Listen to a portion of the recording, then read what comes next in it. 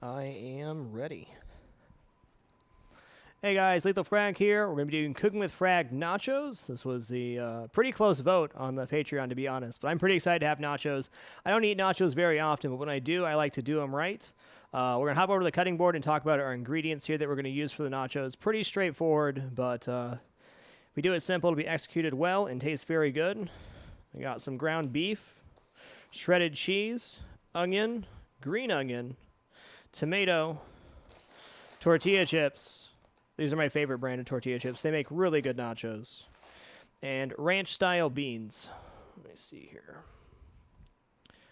If you can't find ranch-style beans in the store, they're basically pinto beans with some seasoning and tomato paste. You can substitute them for like pork and beans with chili powder, or just use pinto beans and spice them up with your normal taco seasonings. The first thing we're going to do for nachos is get our beef searing. The most important part about cooking nachos is getting a good sear on your beef. If you miss the good sear on your beef, you're going to be missing that depth of flavor that you need. So we're going to get this going nice and hot. I got to grab a little bit of oil here. Look how organized our thing is. It's beautiful. Yeah. So when you sear your beef, you want to get a nice hot pan. I don't need very much oil here, just barely enough to coat the pan, as the beef will have quite a bit of fat in it as well. It's really just to keep it from sticking on that initial push. And I guess a spatula would be good too. That'll do. All right, so we want our pan to get nice and hot, so when the beef touches it, we get a nice sizzle, and that'll mean our sear is started. While the beef is searing, we'll cut our tomatoes and green onion. We're going to put the tomatoes and green onion on after they're cooked. So these are already washed. Always wash your vegetables. It's actually pretty disgusting what's on your vegetables if you don't wash them. So when I dice my tomatoes, I like to just slice them and then dice them from there. You can do the classic French method of cutting them in half and then cutting them like you would an onion, cutting down and then cutting this way, like this. But that's much more dangerous, and since we don't need a perfect cube or anything for nachos, we're not going to take that route.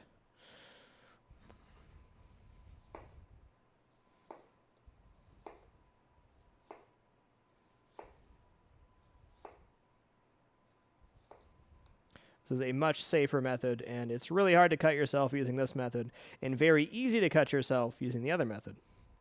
We'll throw those aside, use those ends for a salad. All right, take a look at our oil. It is very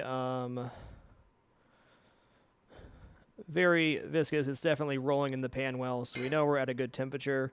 Going to turn down to like a medium high now. If we go on super high, run the risk of setting off the smoke alarm, and we've done that before on Cooking with Frag. We don't want to do that. All right, so we're going to take our beef. Got a nice sizzle. The idea is to get a really nice brown on both sides.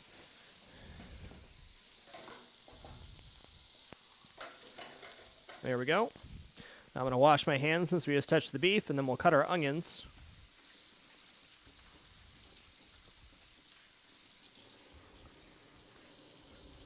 Nachos are one of those things that it's a very simple process, but execution is king.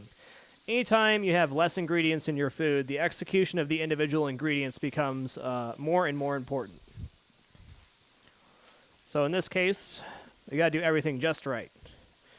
So we're going to get our tomatoes diced now.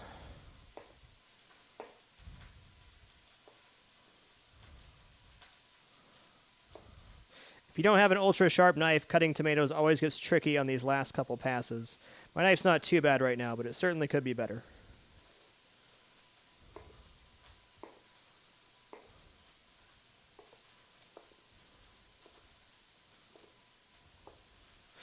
If you want to get the proper sear on the beef, it's very important that the pan's hot before you enter.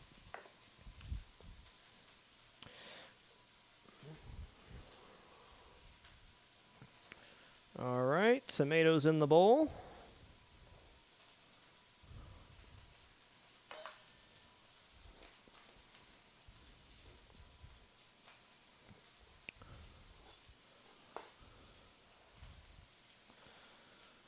All right, now we're going to cut our green onions.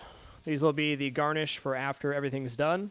When you're working with green onions, the green part has the most flavor. The stuff down here, the whites, you usually use for sautéing. What I'm actually going to do is cut off the ends here, and we'll throw these in with the onion when we add that. So we're going to go up till we get to kind of more green than white, and we can use this for sautéing. Right about there. And then we're going to cut these on a bias. Like cutting green onions on a bias a lot. They look a lot cooler, and they hit your tongue pretty well. Straight rings are fine too, but I've always liked the heavy bias green onions. All right, those can be for salad later too. So we have our tomato and green onion for garnish later. All right, I'm going to take a peek at the bottom of this beef. I can see on the end here it's starting to brown there. Not quite. Got about another minute in the pan to be just right.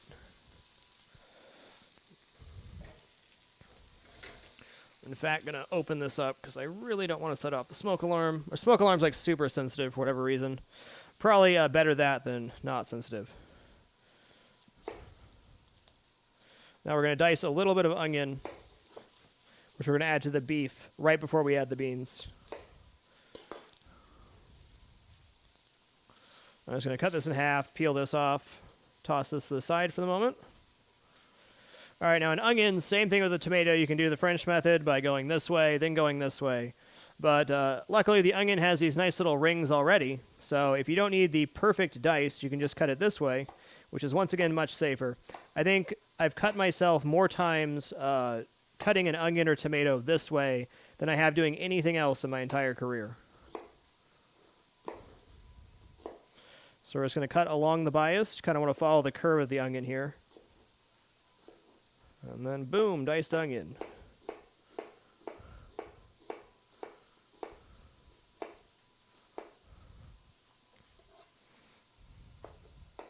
Let's give these a quick dice the other way. We'll just leave these on the cutting board for now. Alrighty, this is going to be ready to flip. There we go, not a bad brown. Actually, it could be a little bit better. Let me point this out real quick. You see how it's a little bit darker on the edges and there's not as much dark in here? That means my pan was actually a little bit too hot. Not the end of the world, but we could have had a better sear if the pan was slightly lower temperature.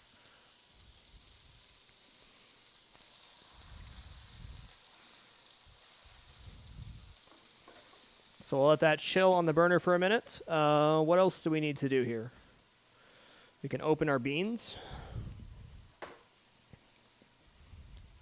I think I probably eat nachos 2 or 3 times a year, and it's always a great treat. Did I get it? No.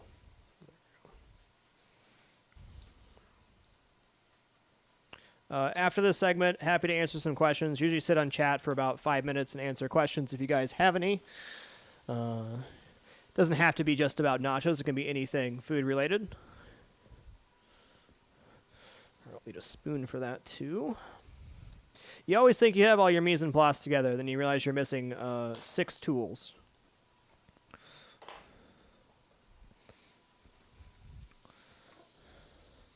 All right, so we're going to start breaking up this beef. You don't want to completely pulverize it and turn it into little pellets, but you don't want it to be huge chunks either. So you should go something like that's really nice for your nachos.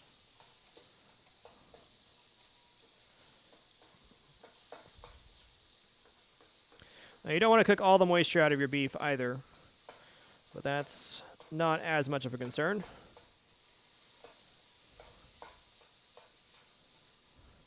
Okay, we will not need to add any salt or seasonings to the meat. The ranch-style beans have quite a bit of flavor, and the tortilla chips are very salty themselves. So definitely don't want to over-salt your meat or go really aggressive on the seasoning, because you're going to end up with too salty nachos, which is one of the only ways to ruin nachos. Now we're going to add in our onion and green onion.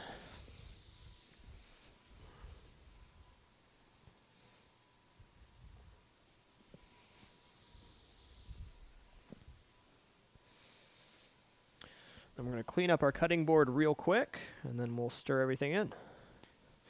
It's a good habit to get into, to clean as you go. Each time you do a couple things, wipe off your cutting board, throw a dish in the sink, put something away. It'll save you a lot of hassle. If you cook an entire meal without cleaning as you go, you end up with a huge mess that takes you 45 minutes to clean up when it could have taken you 5 minutes. All right, so what we're looking for here is for the onions to start turning translucent. We don't want them to be water, but we don't want them to be raw either.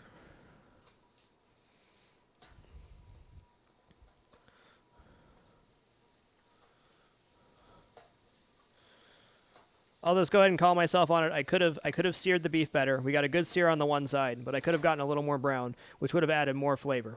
The more browning you can get on your meat, the more flavorful your mixture is going to be. And now the ranch-style beans. Once again, these are just pinto beans with like tomato paste and some seasoning. It's not that hard to replicate, but using it just straight from a can's pretty darn easy. All right. Just going to toss this around.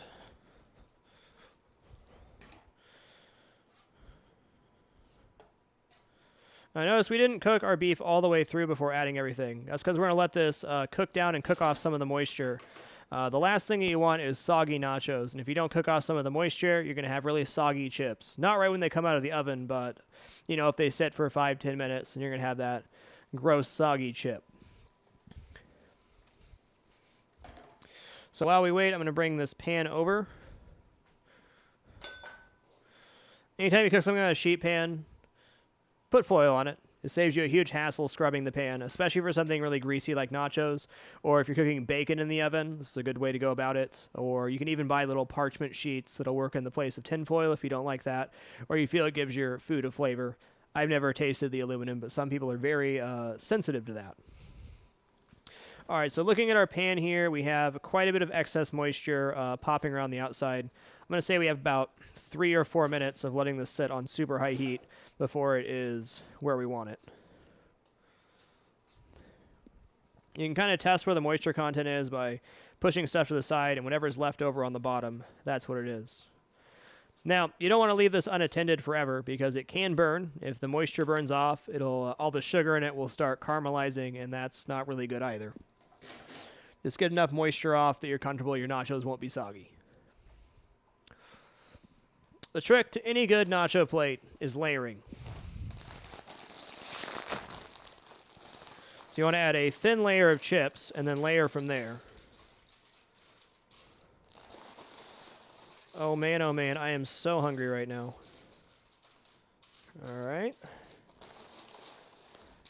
I like to do 2-layer nachos. You can definitely make a mountain, but I think they're better if you lay them out flat and do it from there.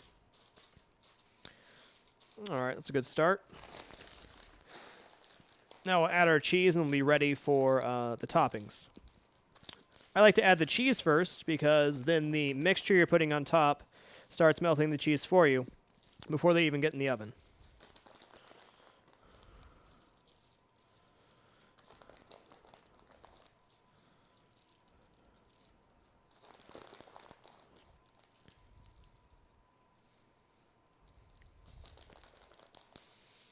That's a pretty good start.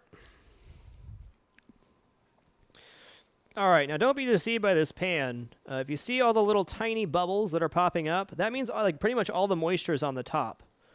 There's not very much left on the bottom. That's why you check this way. So we're pretty much there on moisture content.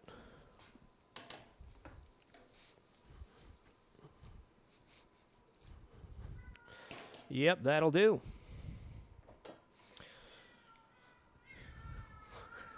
Cats. That's Chiku. So now we're going to layer our mixture over. I like to go in a straight line on the sheet pan. That way you don't mess up the distribution of your mix. All right, that's a good start. Small sprinkle more cheese, not much. And then another layer of chips.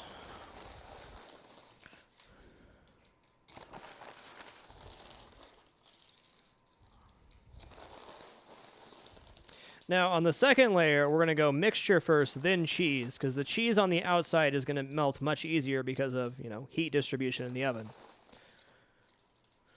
Also, your nachos will look a lot prettier if you put cheese on top.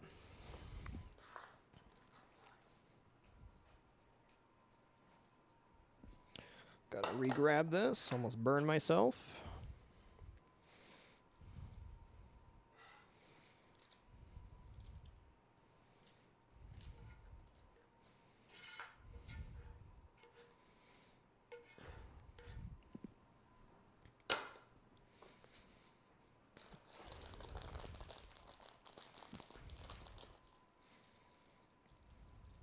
Oh, yeah. There goes my stomach grumbling. It's been a hot minute since I've had some good nachos.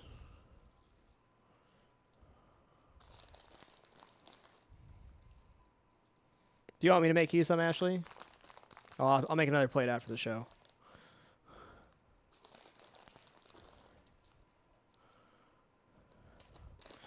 All right, so we've assembled our nachos. So what we have in there is the beef, the ranch-style beans, some onions, some green onion.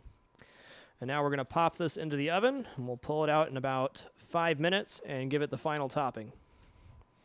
I have my oven set at 375. I find that's a good temperature for nachos. You can go much higher than that if you're just willing to sit there and babysit it.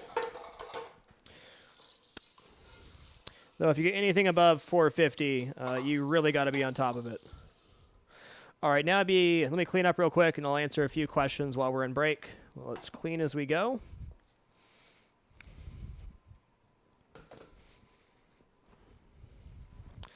All righty.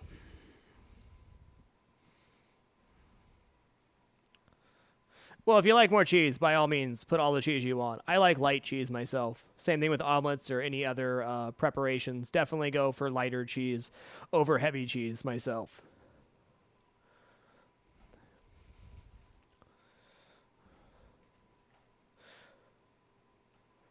I usually take them to get sharpened, Sir Carlton. I certainly have the knowledge to sharpen my own knife. The most important thing you can do for your knife, though, is buy a steel and steel your knife.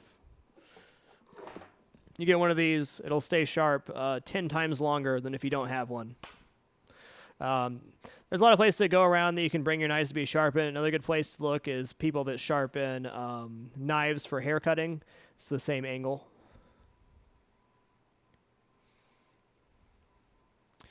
Almost always you get a sear on the beef, OBT, whether you're making a sauce or any other preparation with ground beef. The more heavy sear you can get on both sides of the beef, the more flavor is going to come through. Ground beef by itself is actually quite bland, so getting that sear on it's really important. If you use unsalted chips, would you season the beef? Absolutely, I would. Heavily season the beef, but knowing the tortilla chips are salty, not this time.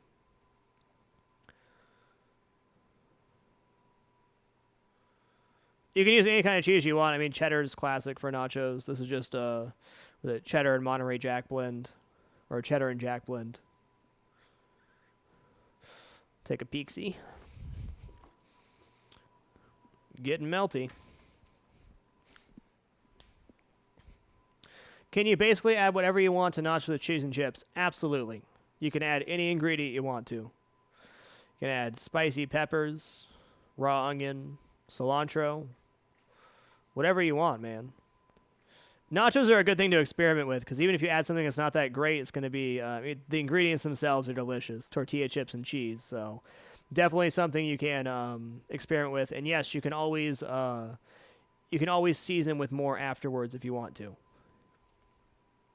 That's the thing about seasonings and salt. You can always put more on, but you can't take any out. There's only a few exceptions to that rule, one of them being if you're making a very intense sauce, then you got to have that stuff in there while it's sitting for a long time. But most things you can always just add some more salt, and it's no big deal. Crash616, little hand to you, friend. Welcome to the Dapper, and thank you so much, man. All right, so I'm going to drop these towels on the cutting board so that we're safe to pull the pan out and put it on the cutting board.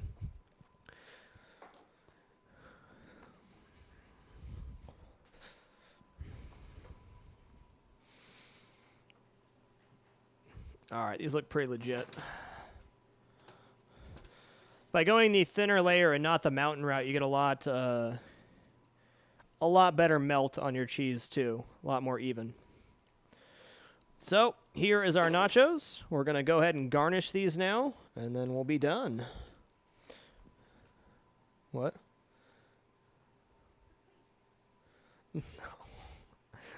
No, I'm not plating the nachos. Look at all messy. We're going to eat them right off the sheet pan, like civilized human beings.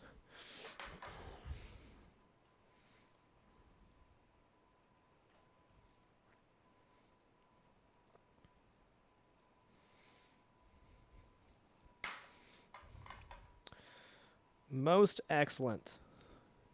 And there you have it, a nice big plate of nachos. All right, guys, we're going to hop over here. I'll answer a few questions while these cool down. Yes, that is a simple preparation, but it is my favorite way to eat nachos, and damn are they delicious. It's amazing how much a little red and green can make something look better, but tomatoes and green onion go great on nachos anyways.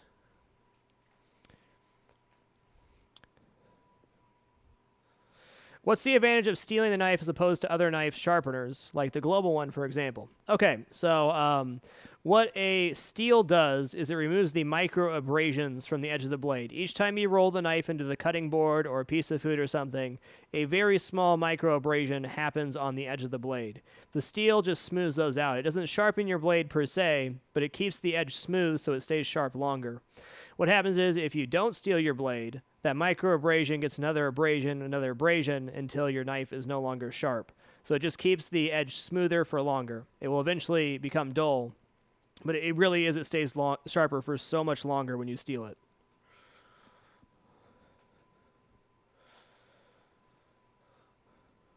Can we have nachos every cooking with Frag? I'm afraid not. I'm actually very excited for the mystery basket next month. If you guys want to submit your ingredients for that, I'm really looking forward to the mystery basket and also quite terrified. Both my mystery baskets in culinary school were really intense experiences, but I am looking forward to it. There's no real difference between the ceramic and the metal ones. Ceramic, they both work just fine, Sir Carlton. The same basic concept you'll find with the hand razor. Exactly, Honcho. Exactly. You are not grinding a new edge with the steel. Absolutely not. The knife is much harder than your steel, so you're only smoothing out the edge. It will not ruin your knife or wear it out or anything like that, especially if you have a decent quality knife. And even if you don't, it's still advised to steel it.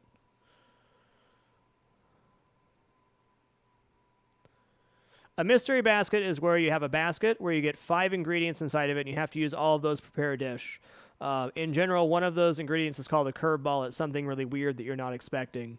So you guys get to troll me for the Cooking with Frag mystery basket, which is happening next month. There will also be normal Cooking with Frag in addition to that, but it's happening.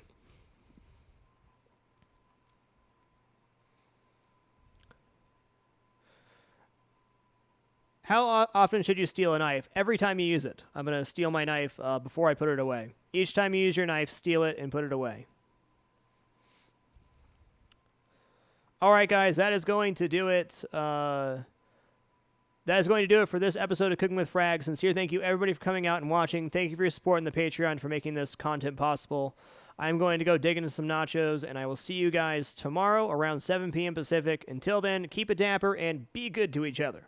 That's all we got for tonight. Frag out.